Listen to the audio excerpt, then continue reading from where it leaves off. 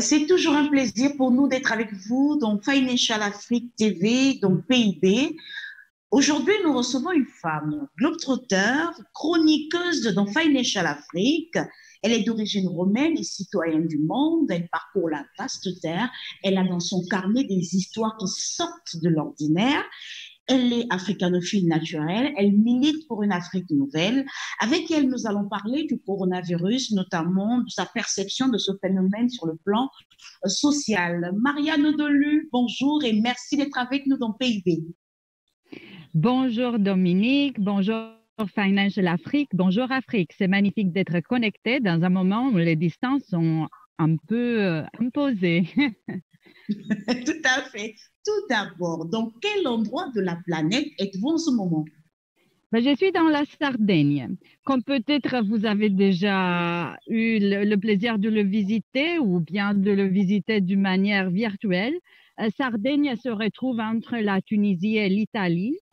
Ce qui pour moi, c'est tout à fait confortable parce que je me retrouve entre deux cultures, entre deux continents. Je suis connectée à vous. Il y a le sirocco qui nous rappelle presque tous les jours la présence sur des ondes aussi fines que celles digitales, pour ainsi dire.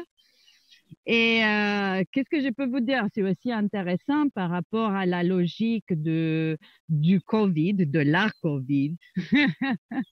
Exactement. Alors, vous faites voyager les lecteurs de Financial Afrique à travers le monde, notamment à Chypre, au Sri Lanka, à Bruxelles, à Manhattan, entre autres en Inde. Comment vivez-vous la fermeture de frontières, vous qui étiez habitué vous qui étiez toujours entre deux avions? Dominique et Financial Afrique, Afrique entière, je peux vous dire, je peux vous avouer, je le vis très, très mal. Très, très mal par rapport à ce que j'ai cru, comme pas mal d'entre nous, que ce soit homme d'affaires, artiste, homme de communication, j'étais vraiment perçue en quelque chose émerveillée par cette époque de mobilité et connexion. Mais je crois que dans cette expérience qui n'est pas du tout confortable, il y a aussi la bénédiction de mettre en question à quel point cette mobilité et connexion était soutenable.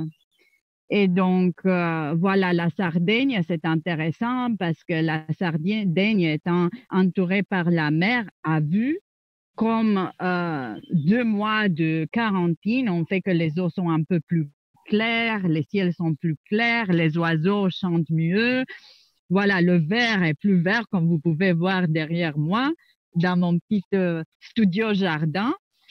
Donc, c'est clair que même si du point de vue personnel, ça a été un vrai challenge d'être en contact par rapport à mes besoins professionnels et personnels. Ça a été une bonne remise à point par rapport à quels sont les besoins de la planète. Et si aujourd'hui on arrive à travailler remotely, si on arrive à être en contact avec ce qu'on aime d'une manière différente, c'est à questionner qu'est-ce qu'on peut faire différemment d'une manière que notre mobilité soit plus soutenable. Alors, en se référant à ce magnifique arrière-plan que vous avez là, cette belle vue de la nature qui va super bien avec la chemise blanche que vous avez sur vous. Alors, comme je le disais tantôt, vous faites voyager les lecteurs de Financial Afrique à travers le monde et notamment en Amérique du Sud où vous nous avez parlé d'un arbre miracle, le moringa. Alors, en parlant des arbres, est-ce à dire aujourd'hui que l'artémisia est devenue célèbre depuis le déclenchement de la pandémie du coronavirus? Oui, tout à fait. Disons que c'est très intéressant parce que l'Artemisia, elle a fait déjà, disons, la front page, elle a fait les grands titres des journaux autour du monde, mais en même temps, encadré dans le même verre et dans l'attribut des plantes qui peut booster l'immunité, c'est le moringa duquel j'avais écrit il y avait quelques ans à l'époque de ma visite au Suriname. En effet, le moringa, il est déjà confirmé comme une plante qui a des qualités merveilleuses par rapport à ce qui est notre système immunitaire et comment créer en plus d'équilibre à ce niveau-là. Même au niveau des Nations Unies, on avait discuté déjà ces bénéfices par rapport à la nutrition, car dans des pays d'Afrique comme Kenya, Somalie, Éthiopie, Madagascar, Ghana, même Nigeria, c'est une plante qu'on trouve, un arbre qu'on trouve et qui peut nourrir, peut lutter carrément contre la malnutrition. Mais si elles ne sont pas liées, l'Artemisia et la moringa, elles ne sont pas dans la même famille, mais déjà, on a fait des études par rapport à disons, à ce qui est le système immunitaire. On a trouvé déjà qu'il y a un plus de potassium qui vient de organique, qui peut rajouter un plus dans la lutte contre le COVID. Et c'est notamment un journal de biologie d'Asie avec un certain chercheur Ignatov qui a fait référence à Moringa et au COVID. Maintenant, au-delà du verre de Moringa ou d'Artemisia, ce que je trouve intéressant, c'est justement la logique dans laquelle on s'encadre. Et encore une fois, cette crise est un bon moment pour questionner et choisir consciemment. Car il y a deux manières de voir ce phénomène. Un, c'est celle de vaccination, qui est tout à fait légitime, qui nous a épargné pas mal de choses. L'autre, c'est de voir le système immunitaire comme quelque chose d'évolutif et de ne pas attaquer juste un virus ou faire la guerre contre un virus, mais voir comment on peut en effet améliorer notre système immunitaire d'une forme qu'on peut vivre bien dans un écosystème qui de temps en temps sort de nouveaux virus. Et c'est là très intéressant, ces deux logiques ne sont pas forcément en contraste, même si dans la presse, pas mal de fois, parce qu'il y a des groupes d'intérêt, on crée un contraste. Elles peuvent être tout à fait complémentaires, mais c'est à comprendre plutôt, et là c'est peut-être même un signal d'alarme, que notre système immunitaire au niveau personnel, au niveau de la communauté, aussi bien qu'au niveau de la planète, c'est une question à mettre. Et c'est peut-être quelque chose à prendre en compte tous les jours. Alors finalement, Maria, en parlant de cette crise globale, virus social ou virus biologique, lequel est plus mortel? Ça, c'est une grande question, Dominique, et je crois qu'on peut se la demander toujours. Disons que les jeux ne sont pas encore faits.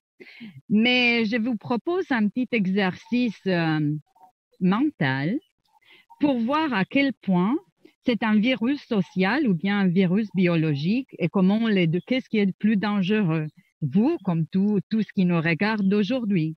Et c'est aussi simple que ça. Si dans ce moment de la journée, on entre sur worldmeter.com qui compte en effet tout ce qui sont dates par rapport à la santé, au gouvernement, à l'environnement, et on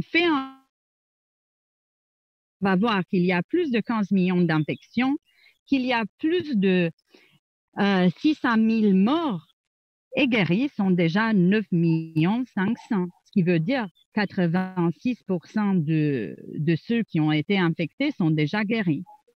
Mais quand même, les chiffres sont grands, n'est-ce pas? C'est assez impressionnant. 15 millions et plus de 600 000 morts jusqu'à aujourd'hui. Ça, c'est le focus sur coronavirus. Mais si on regarde un peu plus bas, qu'est-ce qui se passe au niveau de la santé générale autour du monde aujourd'hui? On va voir qu'il y a aussi d'autres chiffres qui sont très inquiétants. Juste en parlant de HIV, on a eu plus de 900 000 morts cette année. Donc, ce qui est un peu plus considérable que le coronavirus. Cancer, on a eu plus de 4 millions de morts. Suicide, ce qui est aussi pas mal, je veux dire, c'est intéressant, et spécialement dans le cadre de cette anxiété sociale que le coronavirus a créée, on a déjà 600 000. Je crois que les chiffres parlent en soi et j'invite les lecteurs à faire un peu plus de recherche, tout en sachant que le coronavirus, c'est clair, ça a été démontré, c'est un virus biologique, existe, etc. Mais en même temps, la peur, ça peut être un virus aussi puissants, sinon plus puissants, qui modifient nos attitudes, qui modifient nos rapports humains et par la suite nos vies en général. Alors, Maria, donc restons toujours dans cette même dynamique. Orwell prédisait en 1984 une société sous surveillance. Est-ce à cela que les logiciels de traçage et vidéo de surveillance nous conduisent depuis Carest à Paris en passant par Dakar? Ben, disons, playful, c'est ludique. C'est ludique, je peux le dire, car les dystopies sont à la mode. Elles étaient déjà à la mode depuis le temps de Chaplin, qui parlait des temps modernes. Orwell, dans sa dystopie, il parlait d'un monde qui commençait déjà à naître à ce moment-là. Il faisait référence en spécial aux États-Unis comme étant un sort de monde moderne qui peut présenter le danger de devenir technomaniaque. Et voilà, aujourd'hui, on y est, on a tous des téléécrans. Là, les téléécrans, dans son roman, étaient ce qui en effet, donnait l'accès au Big Brother de contrôler les citoyens. Aujourd'hui, tous nos portables sont des téléécrans en quelque sorte, n'est-ce pas? On peut être très bien tracé, on peut même recevoir de publicités selon nos prédispositions de clients. Donc, disons que c'est clair que on y est un petit peu dans un monde technomaniaque et que pas mal de thèmes qui ont été abordés par Orwell existent déjà, juste par les fake news. Les fake news, c'est aussi la vérité truquée, l'histoire truquée de quelle on parle à cette époque-là. Il y a pas mal d'autres thèmes comme Orwell avait commenté à l'époque qui sont déjà dans notre présent. Bien sûr, on a aussi le bénéfice d'un monde qui n'est pas aussi dictatorial que celle prédit par Orwell. Et c'est à nous de prendre conscience en tant que citoyens connectés à nos téléécrans. D'ailleurs, ce qui fait possible cette connexion aujourd'hui entre vous et moi, c'est un téléécran. Tout à fait. Alors, Et de prendre conscience des risques, mais aussi des opportunités. Et d'être un peu plus conscient quand on fait nos choix personnels, nos choix en communauté, nos choix en tant que citoyen, pour qu'on n'arrive pas dans une époque où on est tout à fait dictatoriel, n'est-ce pas? alors, en parlant du monde dictatorial, à votre avis, qu'est-ce que la démocratie pour vous? Est-ce le droit de choisir ses céréales tous les matins ou son président tous les 4 ans? Bah, disons que vous demandez quelque chose qui est très intéressant. Encore une fois, félicitations pour les questions, car les céréales, c'est pas une blague, hein? De Monsanto jusqu'au Kellogg, on a vu pendant les dernières années comme les céréales font aussi partie d'une démocratie ou bien d'un système totalitaire. Par exemple, en parlant des céréales, Kellogg, ils ont été dans les pays scandinaves car leur message, avec spécialement Special K, s'est trouvé erroné. Tout ce qu'ils apportaient en termes de plus de vitamines, paraît-il qu'il faisait mal aux enfants qui le mangeaient. Donc, c'est clair que les céréales qui commencent sont importantes.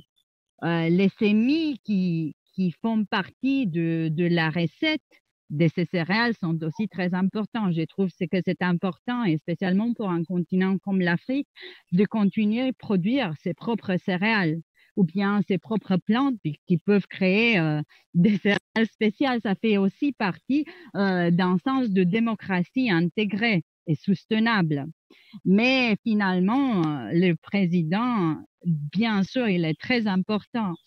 Et là, j'aimerais bien apporter une note poétique au débat par rapport à la démocratie. aussi, car c'est certes la démocratie, c'est un concept évolutif aussi, comme notre système immunitaire. Donc, du temps de Socrate et Platon jusqu'à aujourd'hui, la démocratie, elle a beaucoup évolué, elle évolue tous les jours, on l'a remis en question. Et donc, c'est peut-être mieux que je rajoute deux autres points de départ dans une logique d'évolution. Et ces Alors, notes, comme je disais, sont plutôt poétiques. Charles Bukowski, poète et romancière, il disait que la différence entre une démocratie et une dictature, c'est qu'en démocratie, tu votes avant d'obéir aux ordres. Dans une dictature, tu perds pas ton temps à voter.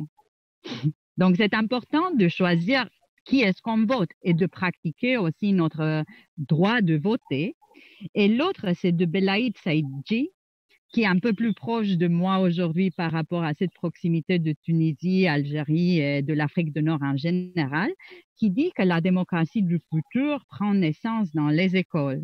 Donc, je crois que la démocratie se trouve avec nos enfants en quelque sorte. la démocratie se trouve avec nos enfants, en quelque sorte. La dernière question. Depuis plus de 50 ans, le monde célèbre le 31 juillet la Journée internationale de la femme africaine. 50 ans après, quel bilan faire de cette initiative? Mm-hmm. Finalement, je trouve que la femme africaine, la femme en général, aussi bien l'homme et plutôt l'humain, devrait être célébrée tous les jours. Le geste et l'initiative, elle est tout à fait soutenable et je crois que c'est très important d'avoir une date pour créer une référence. Pour moi, la femme africaine, elle a toujours été une source d'inspiration. Car elle a eu cette capacité d'intégrer sa position en tant que mère, en tant qu'épouse, en tant que chef de famille, dans pas mal de cas, même surprenants, en tant que négociante, en tant que femme d'affaires, en tant que femme du secteur de la santé, en tant que créatrice. Et c'est aussi le fait que la femme africaine, elle a été toujours enracinée dans son passé, tout en laissant l'ouverture pour le futur de ces générations qui la suivent. Je crois que il y a pas mal de pays d'Afrique où la femme africaine elle se retrouve même mieux qu'en Europe. Parce que ces pays africains, ils ont eu le temps de regarder vers l'Europe, même vers les États-Unis, des systèmes, d'avoir la femme représentée au Parlement, d'avoir la femme représentée dans les gouvernements, des organisations qui sont justement organisées pour le soutien de la femme. Par contre, il y a d'autres pays ou bien d'autres régions de l'Afrique où la femme, elle a toujours de mal. Elle a toujours de mal afin d'être éduquée, afin d'avoir le droit de la santé, afin de pouvoir travailler, afin de pouvoir rajouter sa contribution. Et je crois que spécialement vers là, on doit être très sensible et on doit soutenir comme on peut pour que justement on laisse le droit, on crée le soutien pour la femme, qu'elle arrive comme un partenaire vrai, un partenaire de développement et un partenaire pour partager la joie de ce qui peut être notre humanité. Et là, je voudrais juste revenir à ce qui pour moi a été vraiment une source d'inspiration, Marguerite Yourcenar, qui a été la première femme reçue dans l'Académie française, qui disait qu'avant d'être femme, on est humain, revenir à notre humanité. Et de là, dans notre humanité, on va trouver ce qui nous connecte et célébrer cette connexion dans un sens d'évolution. Merci beaucoup, Marianne Delus, et sur ces merveilleuses paroles que nous vous souhaitons un très bon après-midi là où vous êtes et nous souhaitons très bientôt de retrouver vos avions comme vous êtes habitués à voler et à nous faire visiter les merveilleux coins de la planète. Merci bien, Dominique. Merci à vous. J'espère vous retrouver bientôt à Dakar. À très bientôt alors. À très bientôt. Bon après-midi. Merci. Merci également à vous, chers téléspectateurs, chers internautes, d'avoir été des nôtres. Nous vous disons à très bientôt dans un prochain numéro sur Financial Afrique TV. Donc,